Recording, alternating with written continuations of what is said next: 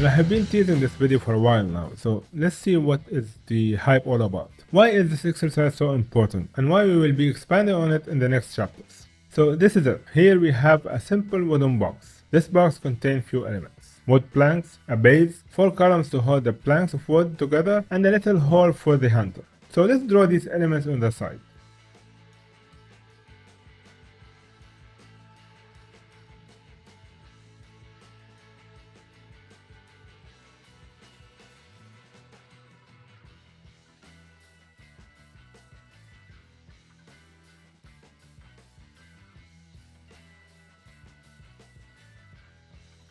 Now what exactly I'm doing here?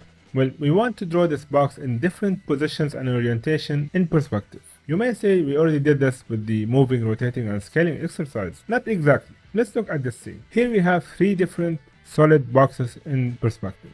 What I want to do is redraw this box design inside of the solid box, turning these 3 boxes into bounding boxes for my design.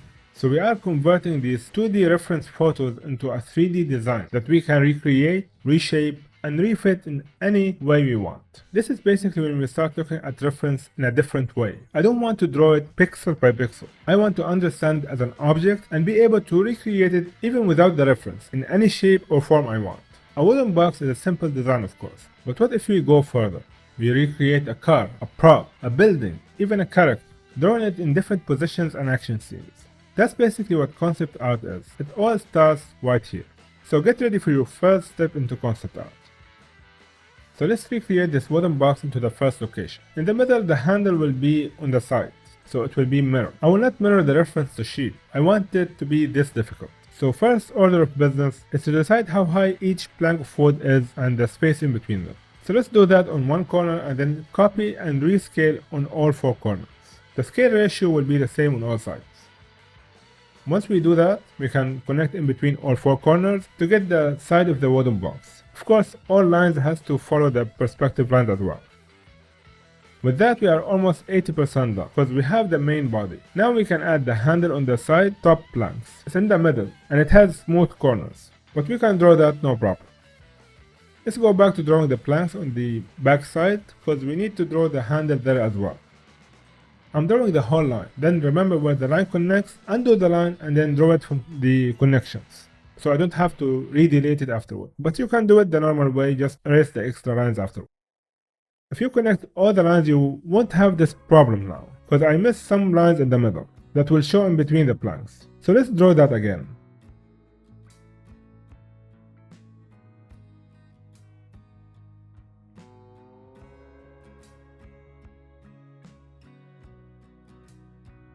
With that, all the wood planks are drawn. Time to add the wooden columns that hold the corners. It's a simple rectangular box from the bottom to almost the upper edge. So let's freehand all 4 columns and delete the lines that will be hidden behind the wooden planks. The second handle will be hidden except for a small corner, so we're basically done here.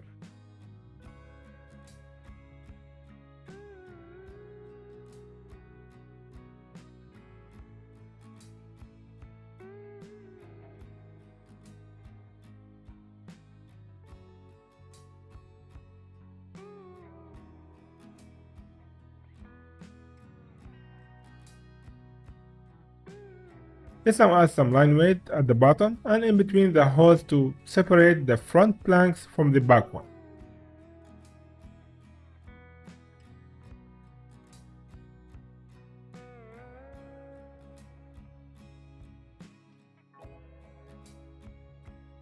I will hide the perspective lines now, so we can take a look at what we got so far. Very nice. Time to add some smaller details like the nails that hold the box together and the texture of the wood itself.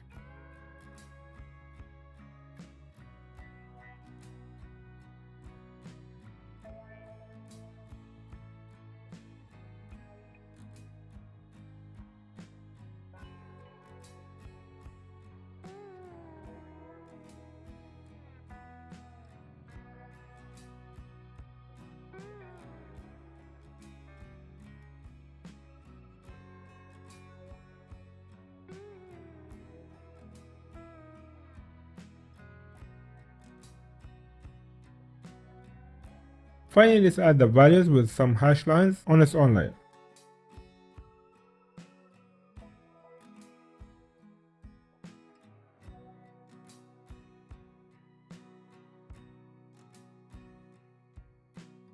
I missed some internal lines, so let's redraw the perspective lines and delete the lines we don't need.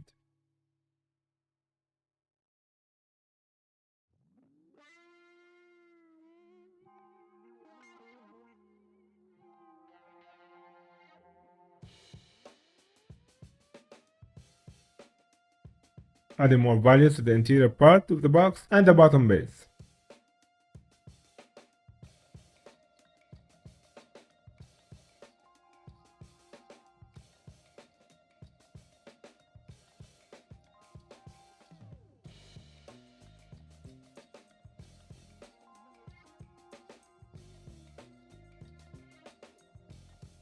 Finally, adding the final details and more line weight thickness for the bottom.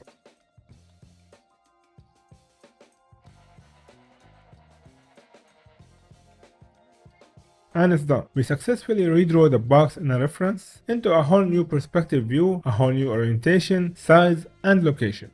This is our first original drawing. It's not a copy from the reference, it's inspired from it. Now imagine you're doing this with 2 reference photos, merging the designs of the 2 or 3 or 10 reference photos together. Eventually you will have your own design completely unseen before. It's a magical moment when you first do it. You may think, what's the big deal, he just drew a box. If you have been copying things all the time, the minute you create something out of your imagination or inspiration or memory, it will feel special. It will feel like you can now move on to a whole new world and design your own ideas. This is the first step in that new journey, a journey we will pick up in the second and third book. But for now, let's do the same for the other 2 locations here.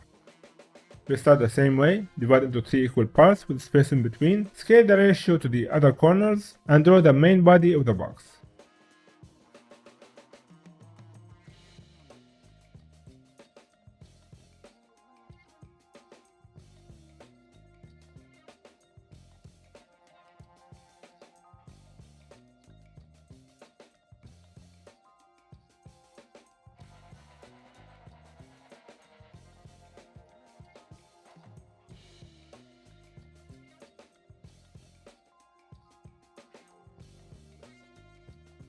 Next, I add the handle and draw through the planks so I don't have to deal with the missing lines like I did before.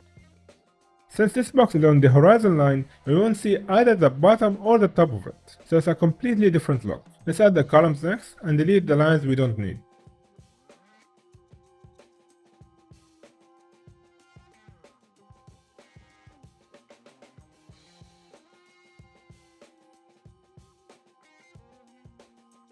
We see only the ones in between the spaces.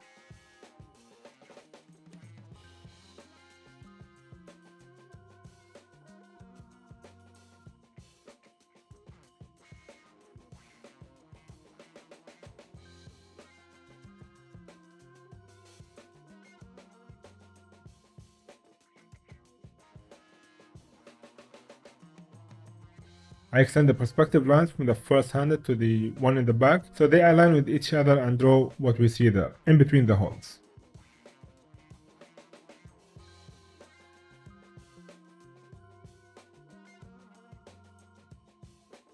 We are basically done. Let's add the line weight, the fine details like the nails and the texture of the wood.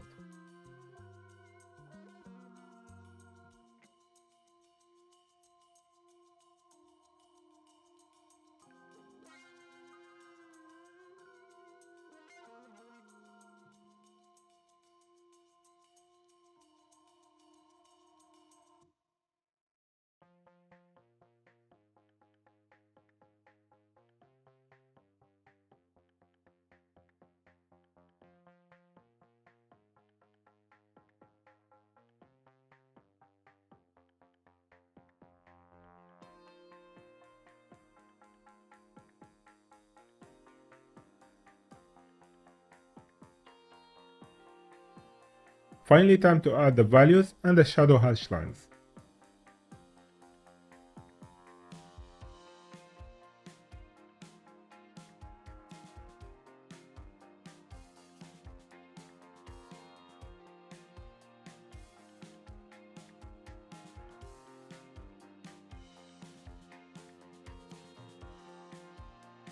And it's done! Another version of the box in a different location. Let's move on to the final one. This time it's above the horizon line, So we will see the bottom but not the top. But the process is the same as before. Measurements, main body parts, and then details.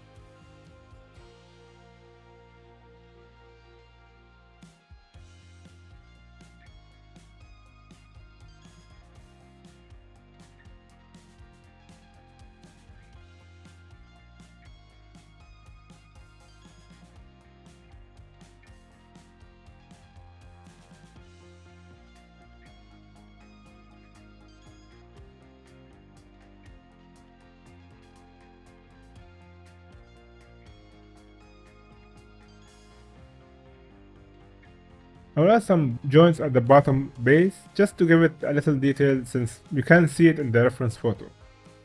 Again, this is our design. We can do what we want. We can add handles on each plank or maybe more segments like we are going to do in the next example. This is your work now. Design it as you want.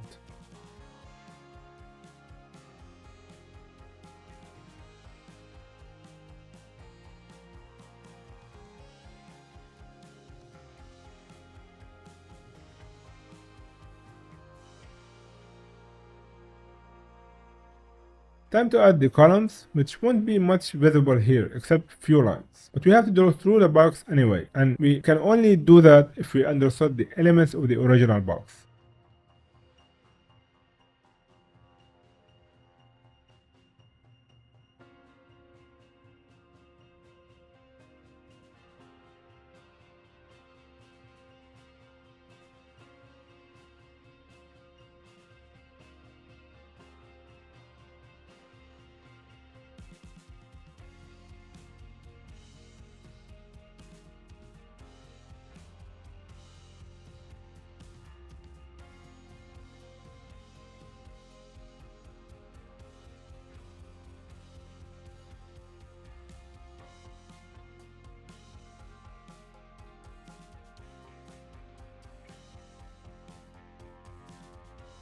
Let's add some line weight and fine details.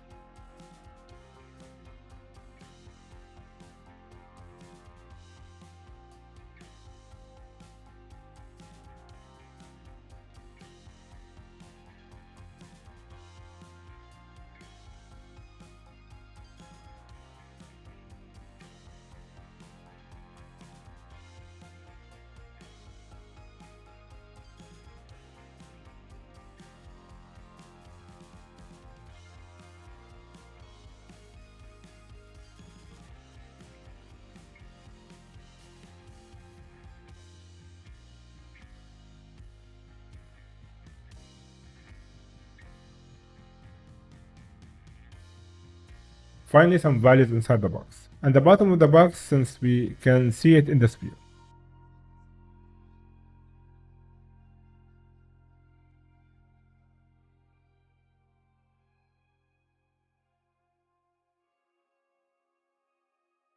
And it's done. Look how good they are. 3 different versions of the box in 3 different locations and sizes. I faded the other 2 just to give the drawing more depth.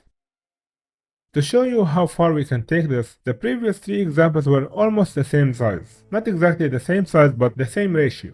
Here we have 2 examples. One is a flat box and the other is a tall one. And I want to reimagine this same box in these dimensions. So now we are starting to really think about design and how we can manipulate it to our advantage. I won't be looking much at a reference here since I know what the elements are, because I will be thinking more of how to fit the design we have into these bounding boxes. You can draw the planks really small, or just pick one row and draw it in the same size of the original design. This is up to you. Think of a solution, and how will this new design serve the same purpose as the one above.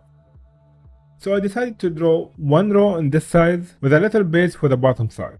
The handle will be above the base and at the bottom of the top row. We can either leave the space in between or not. It's up to you.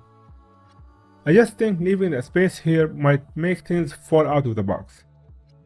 Let's extend this to the other side and draw the other handle there. We are still following the same design but with a different dimension. Now let's draw the four corners, which will be much shorter here.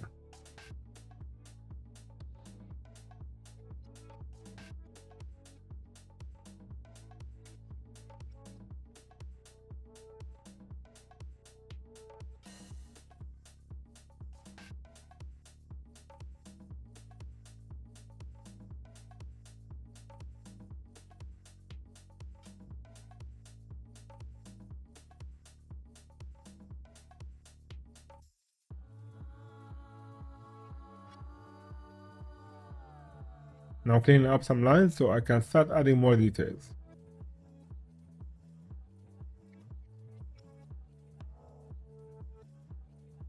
The base plank is too big to be one single object, so I will use measurements to divide it into 3 instead of 1. Like we did before, but here I will divide it at its length instead of the width. Only one part of it will show, but it's still something to draw.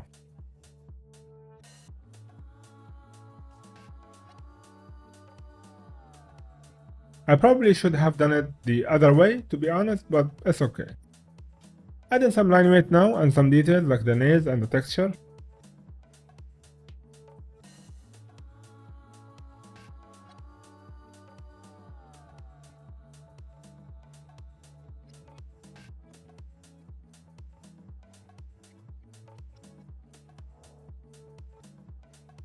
Finally, some values inside, this time just using a brush.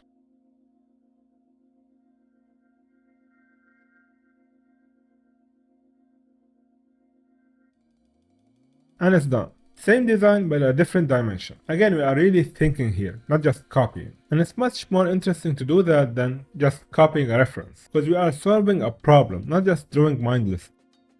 For the top box, we have again two options. Either divide the tall box into lots of small planks with the same size of the original, or let the planks be large but keep the original number of 3 as it is in the reference. You can do both and no one will say it's wrong, as long as the function is still the same.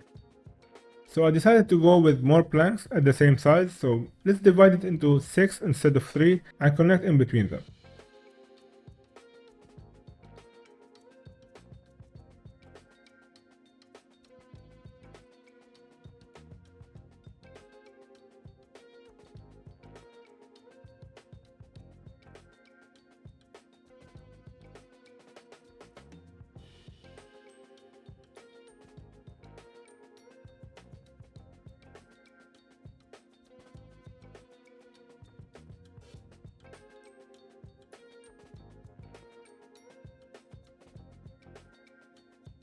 There we go, we have lots more planks going all around.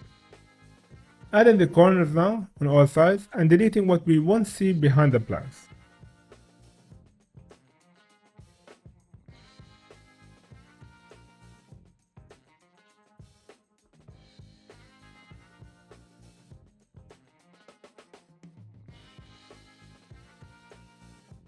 I have them on a new layer now, so I can delete the lines without deleting the other parts.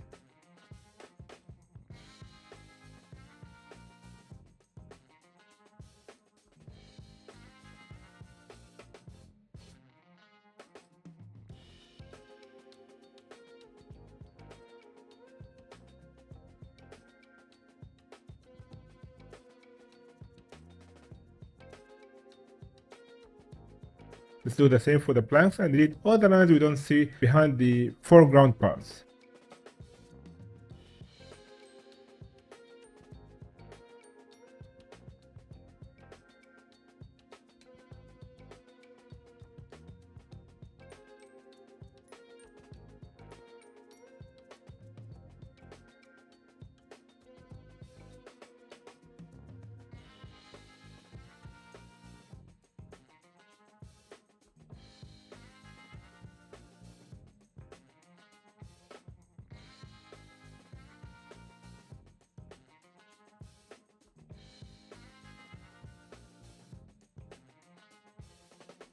Okay, let's get the handle here. We won't see the other side, so we will move on to the lion's weight next. Add more line weight on the bottom of each row since they will be in the shadow, along with the bottom base.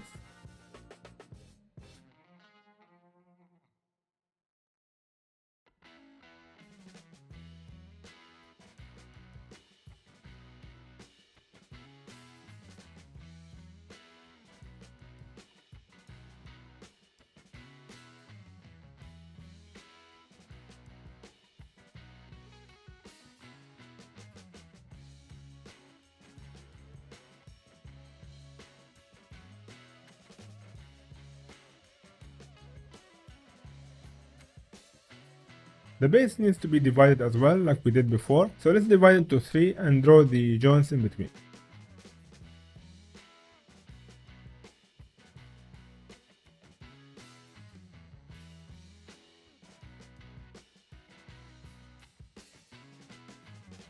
Now adding textures, small details and values.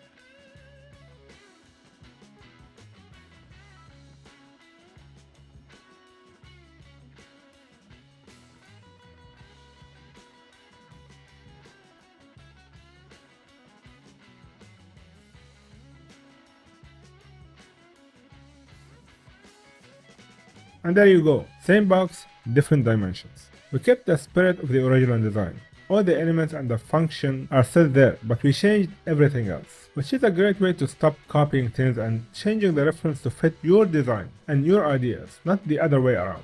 You can do this with anything, using different references or unrelated reference to help your design, like being inspired of a kitchen appliances to design a piece of armor, and so on. These are some of the things we will do in box 3. I really can't wait to show you that. Okay, for the last exercise in this mini-series chapter 1, we will take the same box and apply it to even weirder shapes and dimensions. Now for example, we want to fit this box into a cylinder. Completely different shape and type. We have again two options, many planks horizontally or few planks vertically. We can do both. I already did one example you can see here in the top corner with horizontal planks. So let's go completely in a different direction and draw vertical planks. To divide a circle into equal parts in perspective, we can draw the diagonals and cross lines to get 8 equal parts. But what if I want more? I don't think I covered this before, but it might come in the second book. But here is a quick version.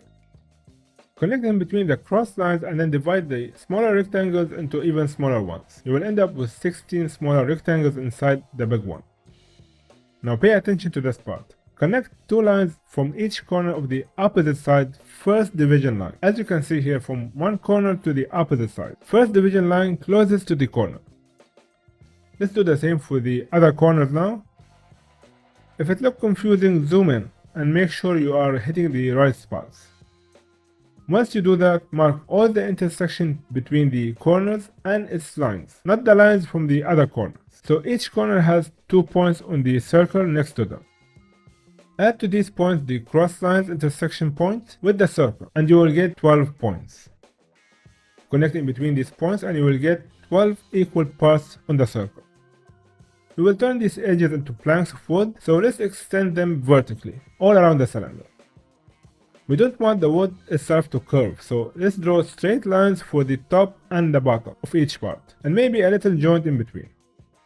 Since this is a vertical object, we can't add a huge gap in between the wood, or things will fall out. So you always have to think about functionality as well when you design new objects. We won't see much of the back side, so let's just draw the front ones. Now to add the corners. Since we changed this into a cylinder, let's make the corners cylindrical as well, just for fun. It would make more sense to keep them boxed, but we are having fun here, and they won't show much anyway. Actually, they won't show at all, so let's open the gap a little bit more, not as much as the original box, but a little bit more. The thickness of each plank of wood will cover most of the space in between, but we will see the base floor of the box, and some of the back plank will show up a bit more now, along with some of the columns.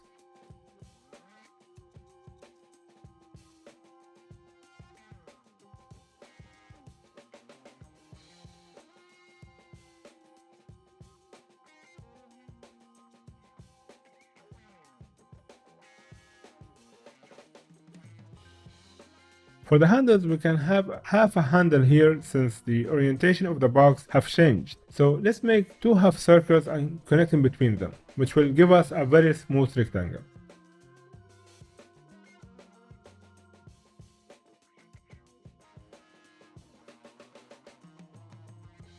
I unhide the original sketch to see if any of the wood in the back will show inside the handle and add some more details in between.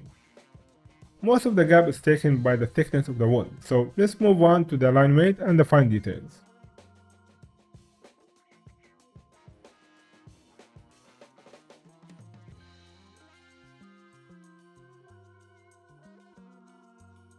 Adding some of the floor in between the gaps and the texture of the wood now. You can add nails at the bottom if you want, and I think one line from the back side will show in between the gaps as well.